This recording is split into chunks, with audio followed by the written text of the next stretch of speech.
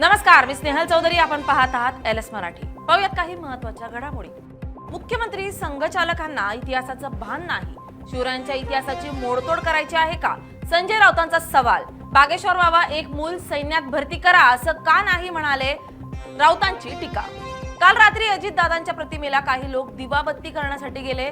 त्यांना गोजूबावी या ठिकाणी पूजेच्या ताटात 2 लिंब टाचना टोचून ठेवलेल्या स्थितीत आढळले. हे कुणी जाणीवपूर्वक करतंय का? आमदार अमोल मेटकरींचा सवाल.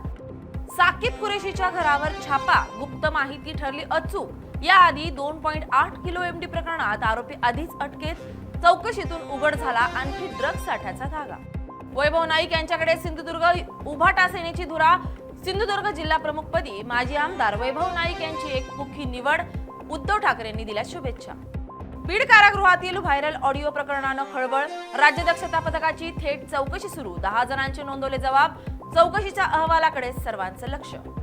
भूम शहरात भर दिवसा अपहरण. भूम मधून अपहरण झालेल्या शिक्षकाची 5 तासात सुटका. पोलिसांनी केलेल्या कारवाईचं कौतुक. वाशिममध्ये बँकांकडून रोख रक्कम मिळत नसल्यानं व्यापारी, आडते आणि शेतकरी अक्षरशः बेजार झाल्यात. रोख टंचाईचा थेट परिणाम. कृषी उत्पन्न बाजार समितीतील व्यवहारांवर संपूर्ण व्यवहार विस्कळीत. हडपसर ते परभणी जंक्शन येणाऱ्या रेल्वे गाड्या लेट झाल्यानं प्रवाशांचा खोळंबा.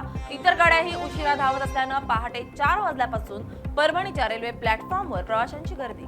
धाराशिवच्या परंडा तालुक्यातील कुंभेजा शिवारात सशस्त्र दरोडा. 6 दरोडेखोरांसोबत 70 वर्षीय माजी सैनिकांची झटापट. हल्ल्यात माजी सैनिक गंभीर जखमी. पुण्यात उपचार सुरू. वाशिमच्या साखरा जिल्हा परिषद शाळेचे 35 विद्यार्थी NMMS परीक्षेत उत्तीर्ण.